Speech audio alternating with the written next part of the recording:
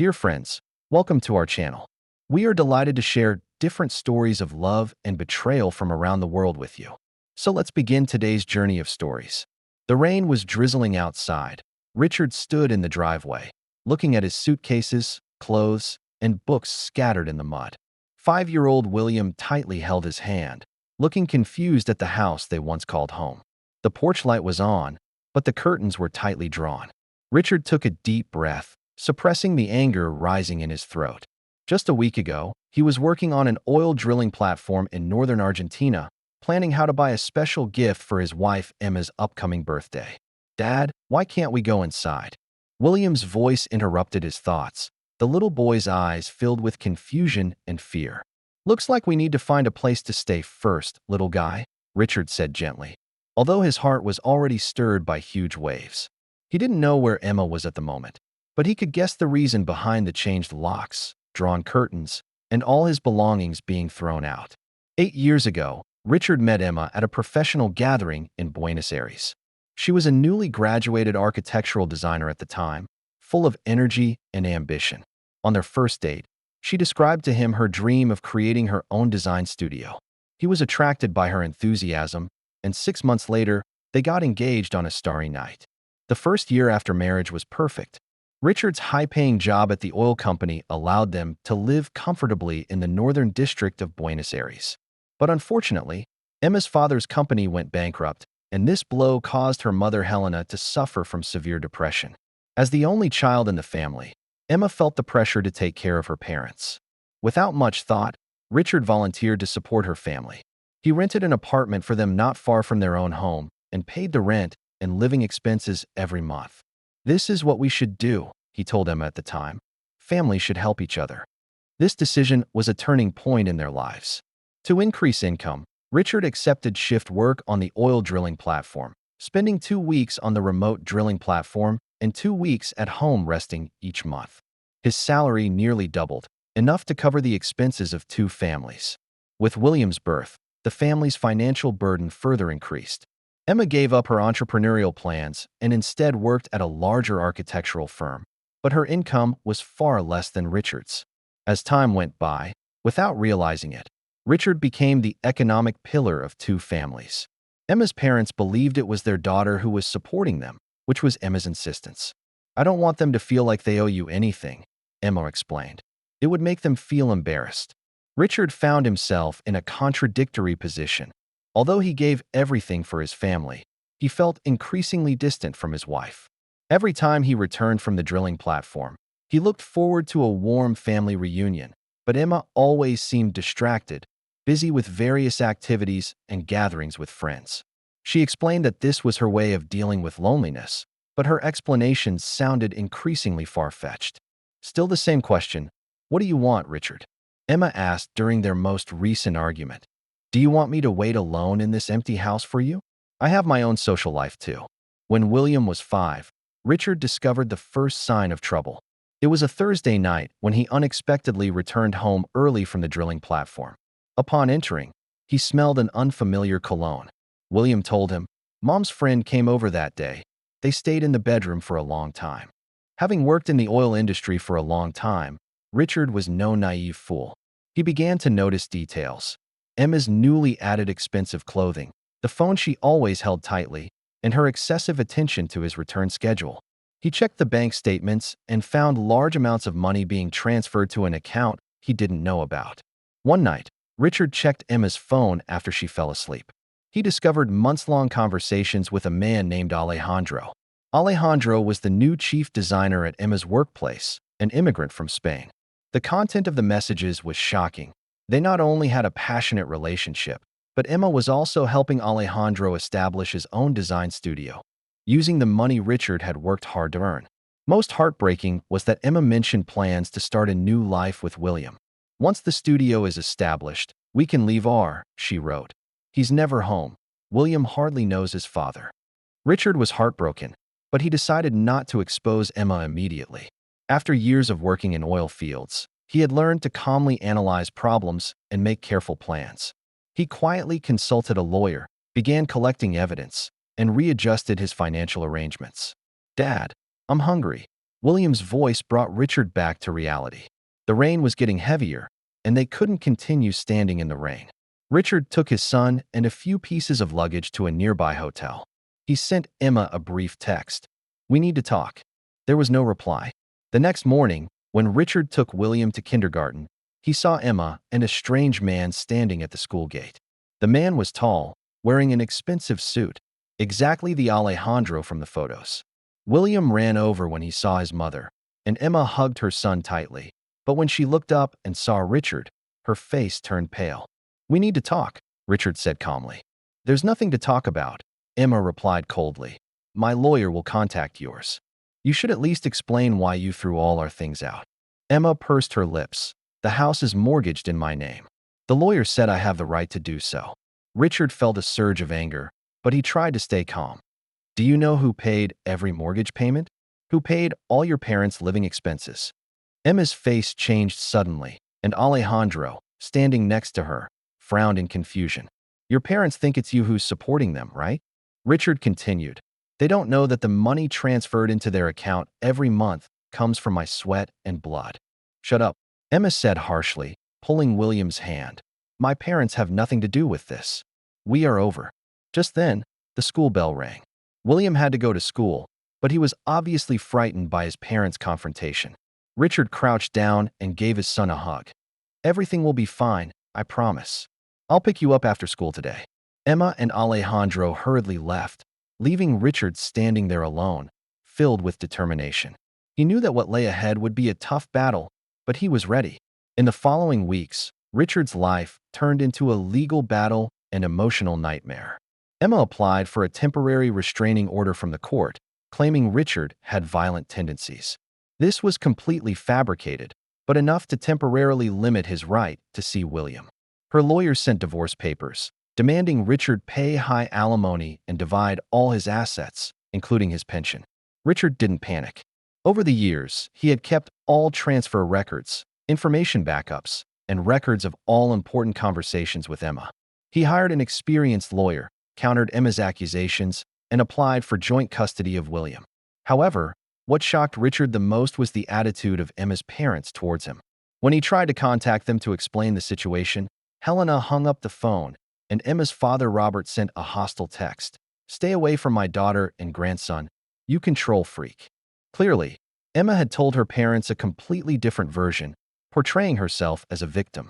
Richard realized that Emma had not only betrayed his trust as a husband, but also used his years of silent support for her family.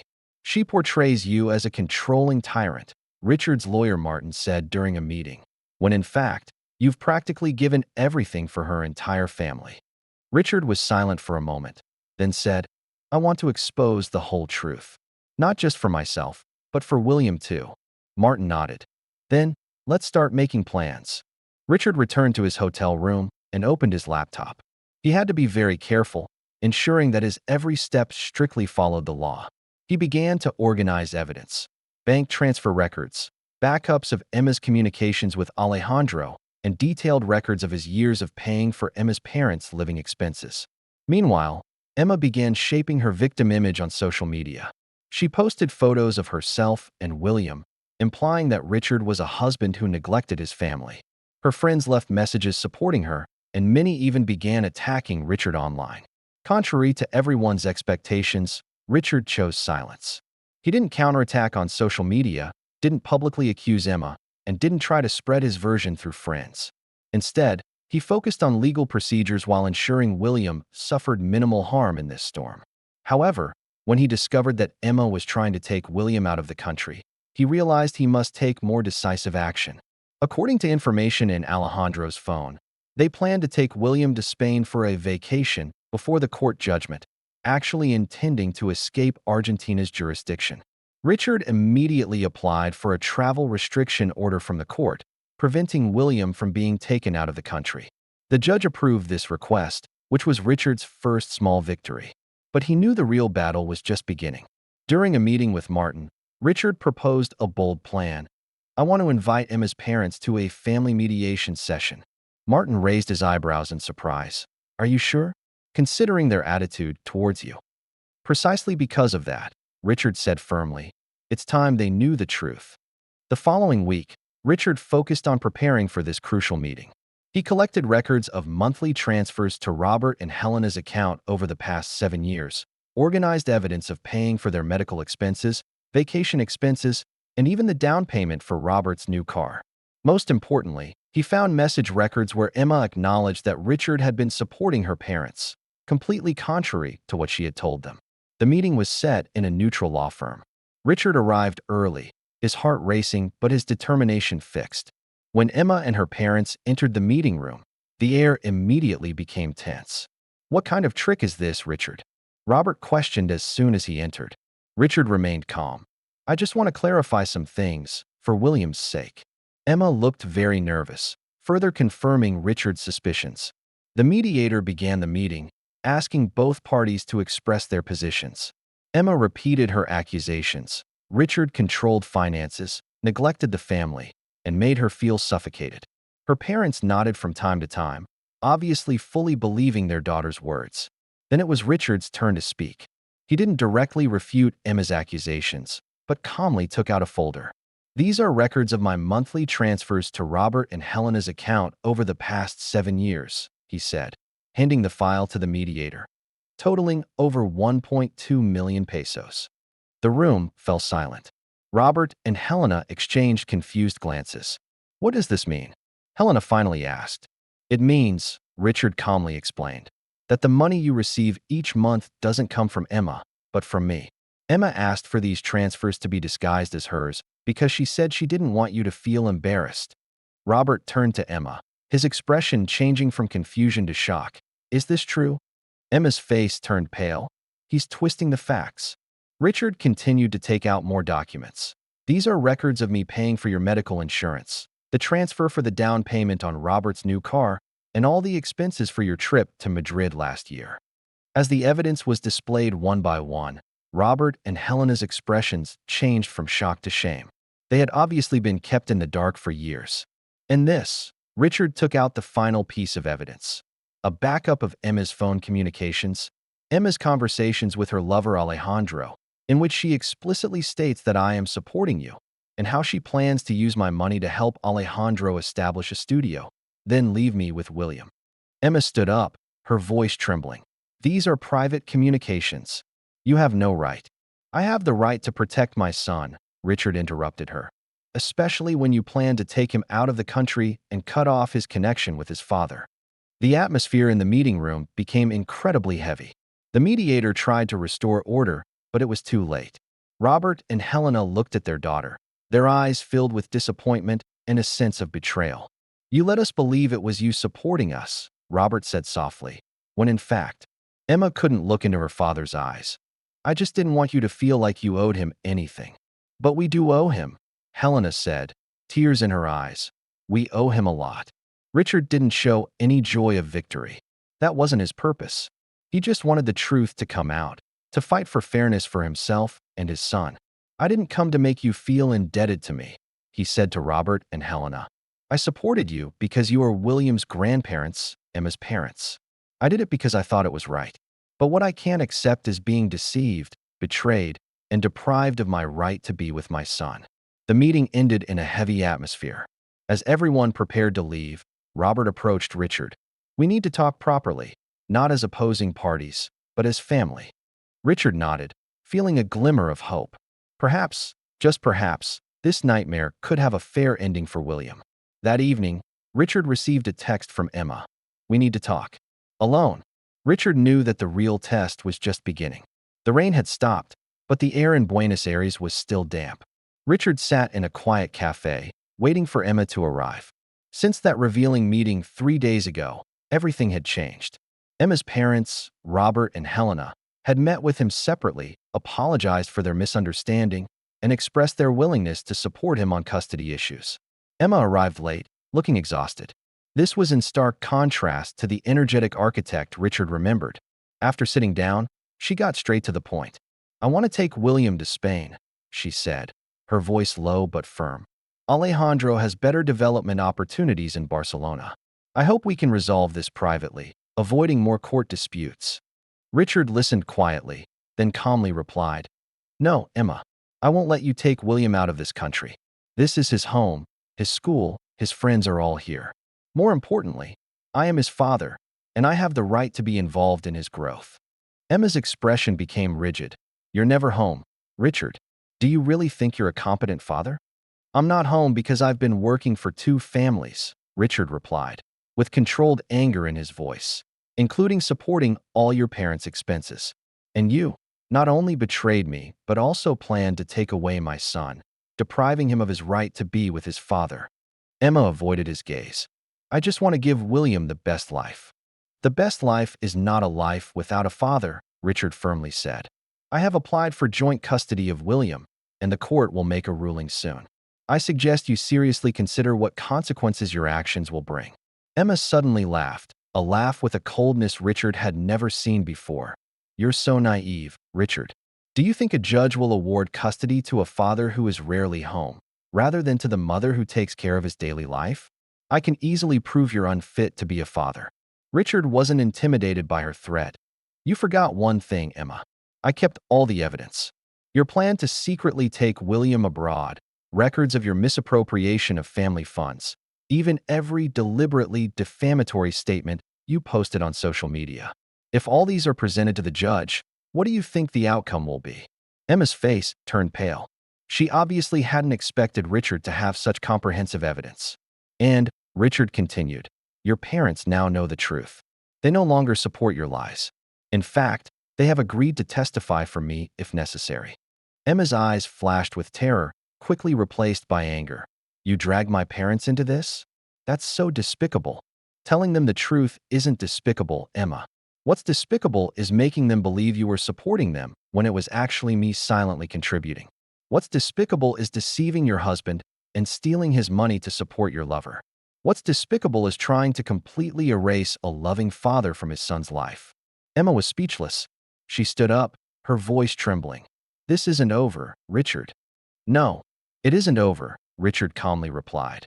"But it will end in a legal and just way, not according to your plan." After Emma left, Richard let out a long breath. He knew the road ahead was still difficult, but he wouldn't back down. For William, for his years of dedication, he had to see it through. In the following weeks, legal procedures slowly advanced. Emma's lawyer tried various strategies, including questioning whether Richard's work arrangements were suitable for raising a child. But Richard and his lawyer Martin were well prepared.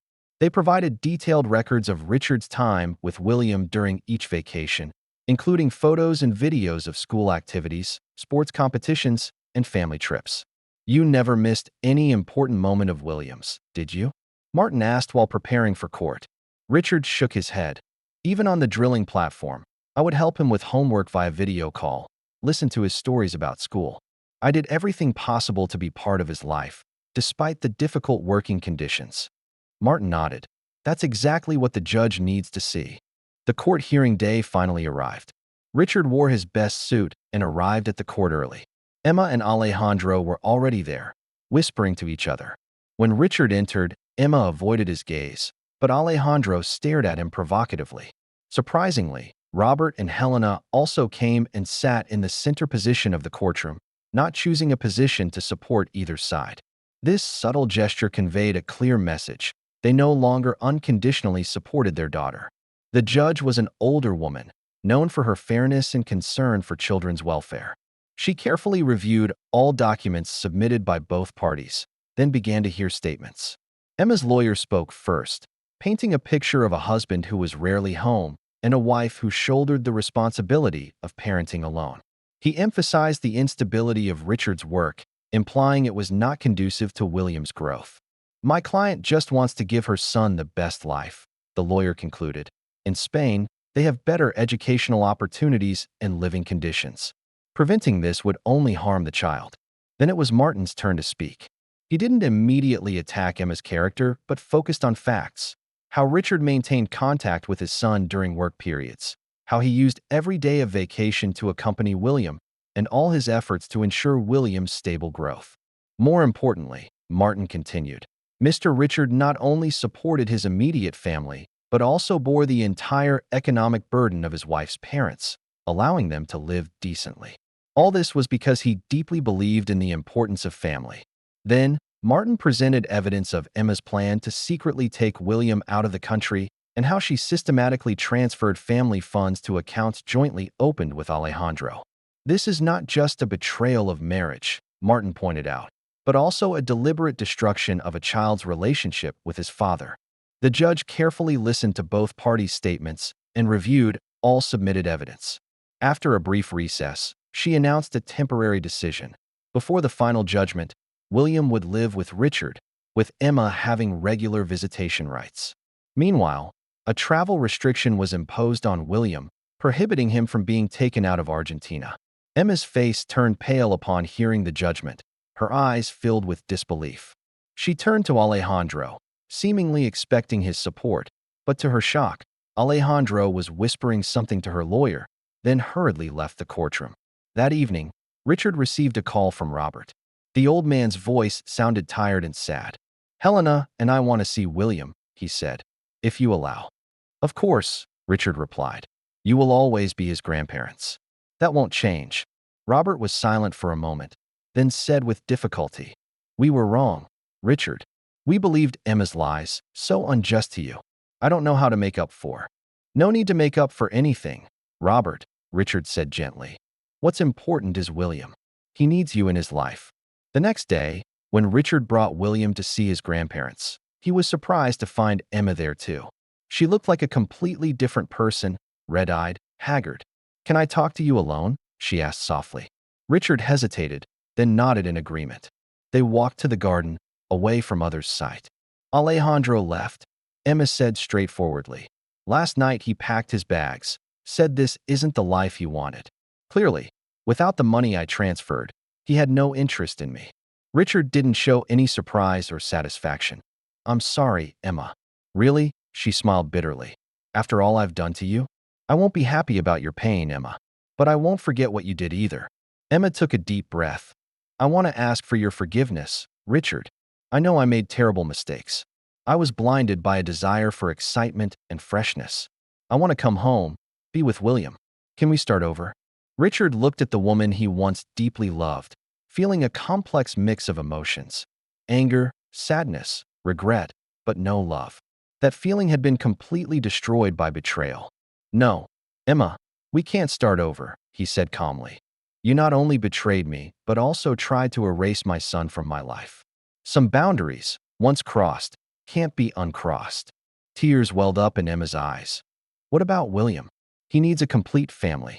"He will have one," Richard said firmly. "Just not the two of us together. I will respect the court's judgment, ensure you can participate in his life. But our marriage is over." As time passed, life gradually entered a new track. The final custody judgment gave Richard primary custody, with Emma getting regular visitation rights. Richard and William moved into a new apartment, not far from Robert and Helena, ensuring William could often see his grandparents. Richard rearranged his work, reducing his time on the drilling platform while still maintaining enough income to support the family. He also continued to help Emma's parents, though on a smaller scale, not out of obligation, but because he truly believed it was right. Emma eventually accepted reality. She terminated all contact with Alejandro and began working at a new architectural firm. Although she expressed hope to rebuild her relationship with Richard multiple times, he maintained a polite distance.